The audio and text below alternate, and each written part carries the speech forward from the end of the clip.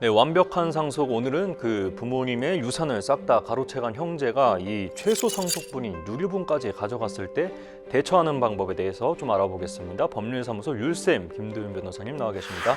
변호사님 안녕하십니까? 네, 안녕하세요. 네, 변호사님 먼저 이 과거에 비해서 유류분 소송이 좀 많아졌다고 하는데 네. 이 상속 관련해서 가장 관심이 많은 부분이 또 유류분인 것 같아요. 네, 실제로 사법 영감을 보면 네. 10년간 유류분 소송이 2배 이상 증가했다고 하는데요. 네. 현직에서 소송을 수행하는 저희가 봤을 때도 유류분 관련한 소송이 점점 늘어나는 추세입니다. 예, 그 증가한 이유로는 일단 뭐 장자 우선주의가 좀 없어진 것도 있을 것 같고 또 다른 이유도 있을까요? 아무래도 과거에 비해서 이 상속 재산을 파악하기가 쉬워졌다는 점인데요. 네. 과거에는 피상속인이 증여나 유증을 한다 하더라도 그 재산을 모르고 지나가는 경우가 많았습니다. 하지만 요즘은 안심 상속 원스톱 서비스나 다른 제도를 통해서 상속 재산을 쉽게 확인할 수 있기 때문에 이날 유류분 소송이 증가한 이유로 볼 수 있겠죠. 네, 그 유류분 말씀하신 대로 뭐 상담이 늘어나는 게 문제가 되니까 좀 그런 것 같은데 네. 어떤 문제들이 좀 있을까요? 네, 유류분이란 것은 피상속인이 생전에 증여를 하거나 유언으로 유증을 해서 다른 상속인이 본인의 최소한의 상속분조차 받지 못하였을 때 네. 발생하는 권리인데요. 네. 즉, 이 유류분이 발생한다는 것은 그 유류분이 침해됐다는 것이고요. 이 유류분 소송을 하기 위해서는 유류분이 침해된 사실을 먼저 확인을 해야 합니다. 네, 그 상속인이 자녀라면은 이 유류분이 이 법정 상속분의 2분의 1이 되는 거잖아요. 네. 그럼 이제 뭐 예를 들어서 이제 자녀가 뭐 3명이다 그러면은 이 유증된 재산에 대해서 뭐 6분의 1 정도를 청구할 수 있다는 거잖아요. 네, 맞습니다. 다만 이 단순히 유증이나 증여가 있었다고 해서 유류분 청구를 할 수 있는 건 아니고요. 네. 유류분의 침해가 있어야만 합니다. 네. 이 구체적 계산식을 보시면 유류분은 상속 개시 당시, 즉 피상속인이 사망할 당시에 남아있는 상속 재산과 이미 증여, 유증된 재산의 상속 채무를 빼고요. 그의 각 상속인의 유류분율을 곱한 다음 그 상속인이 증여나 유증받은 재산, 그리고 상속 재산 분할해서 받은 재산을 빼서 계산을 하게 됩니다. 예, 계산법이 상당히 좀 복잡한 것 같습니다. 이 법조 안에서도 변호사님들 중에서 엘리트 분들만 이렇게 상속 재판을 한다 그러는데 계산식이 좀 쉽지 않은 것 같습니다. 네, 그렇게 보일 수도 있지만 이 쉽게 생각하면 결국 유류분이라는 것이 최소한의 상속분을 인정받기 위한 것이기 때문에 이러한 조정 절차를 거쳐서 계산이 된다는 뜻이죠. 예, 그래서 이 상속인이 증여나 유증받은 재산을 이렇게 빼게 되는 것 같습니다. 그리고 그 유류분 반환 청구할 때 반드시 좀 확인해야 될 게 있다는데 어떤 거죠? 네, 그게 바로 상속재산 분할입니다. 예. 이 피상속인이 사망 후에 남긴 재산이 있다면, 물론 이러한 재산이 없다면 상속재산 분할을 하지 않아도 되지만 그런 재산이 있다면 이 경우에는 상속재산 분할을 먼저 해야만 유류분 반환 청구가 가능하고요. 네. 이 유류분을 계산할 때 상속인이 받은 만큼의 재산을 공제해야 되기 때문인데요. 이 역시 유류분은 최소한의 상속분을 보장해 주기 때문입니다. 예, 그 최소한의 상속분이라는 게 좀 어떤 의미인가요? 네, 설명을 돕기 위해서 저희가 그림을 하나 가져왔는데요. 네. 이 피상속인이 재산이 40억이 있었습니다. 네. 그 중에서 생전에 28억을 장녀에게 증여를 했고요. 네. 이 남아있는 상속 재산이 12억이 있었던 거죠. 네.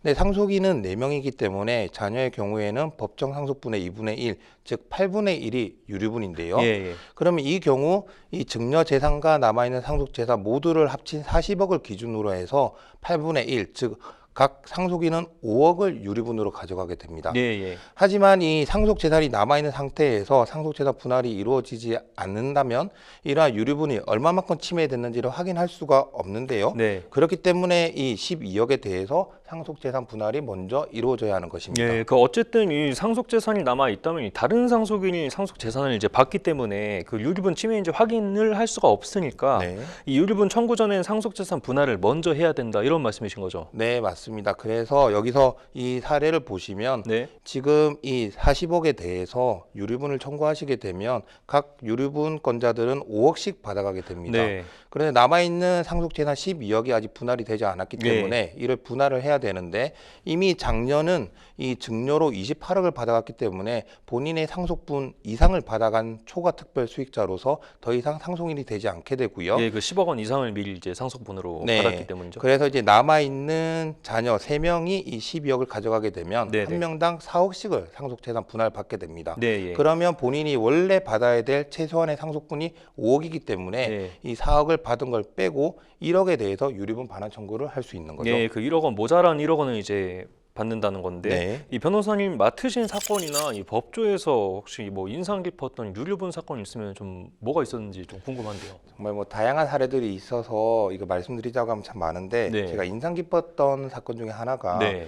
이제 자녀 한 명이 어머니께서 암 진단을 받게 되자 예. 어머니를 모시겠다며 그 집에 들어가 살게 되었습니다. 네네. 사실 여기까지 보면은 정말 효자라고 칭찬을 할 만한데 네. 그분이 이제 어머니랑 같이 살게 되면서 어머니로부터 그 유일한 부동산을 증여를 받고요. 네. 그리고 또 어머니가 가지고 있던 현금을 본인 마음대로 쓰면서 오히려 어머니는 요양병원에 보내버렸습니다. 그 다른 형제들은 또 몰랐던 거고요. 그를 전혀 모르고 있었죠. 아 예. 이제 그런 상황에서 어머님이 돌아가시고 나서 상속재산 분할을 하려고 했는데 남아있는 상속재산이 하나도 없었던 거죠. 예. 그래서 이제 유류분 반환 청구를 했는데 그 상대방이 자녀는 본인이 어머니를 계속 잘 모셨고 네. 그리고 자기가 쓴 현금도 다 어머니가 썼거나 어머니를 위해 썼다고 주장을 했습니다. 또 입증을 또 하셔야 됐을 텐데요. 그렇죠. 사실 이 재판이란 것이 입증이 가장 중요한데 예. 그래서 저희는 그 어머님의 계좌, 어머님의 신용카드 내역 그리고 그 자녀의 뭐 계좌 내역 등을 다 조회를 해가지고 네. 하나하나 확인을 했습니다. 그러자 그 사용 내역이 뭐 술집이라든지 예. PC방이라든지 전혀 어머님이 사용하지 않았을 것 같은 내역들이 나와서 네. 이제 그런 것들을 기반으로 저희가 주장을 했고 예. 저희의 주장이 다 받아들여져서 기여분을 100% 받아낸 사건이 있었습니다. 근데 또 그런 일이 있었다는 거 좀. 네. 그리고 아까 그 유류분 반환 청구보다 이 상속재산 분할을 먼저 해야 된다 이렇게 말씀을 해주셨는데 그 보통 유류분 반환 청구 소송부터 먼저 하는 걸로 알고 있는데 혹시 다른 이유가 좀 있을까요? 네, 그거는 유류분 같은 경우에는 1년의 소멸시효가 있기 때문인데요. 아, 예. 그 기간이 지나면 유류분 반환 청구를 못하는 반면 상속재산 분할은 소멸시효라는 제한이 없기 때문에 언제든 할 수가 있습니다. 아 예. 그래서 보통 유류분 반환 청구를 먼저 하게 되는데요. 네. 다만 이 상속재산 분할이 되지 않은 상태에서 유류분 반환 청구를 하게 되면 이 법원에서도 유류분 반환 청구를 정지를 시키고요. 네. 그리고 상속재산 분할을 하고 다시 오라고 이제 판단을 하죠. 네, 오늘 완벽한 상속, 이 상속인간 실질적 형평을 위한 그 제도 중에 하나인 그 유류분 반환권에 대해서 좀 얘기를 해봤습니다. 법률사무소 율쌤 김도윤 변호사님 함께했습니다. 변호사님 감사합니다.